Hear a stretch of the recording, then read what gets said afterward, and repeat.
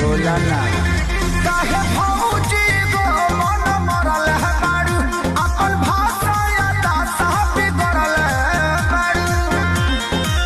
तो हंसी भागल बा तोहरा ये चेहरा हसीन से हम का करी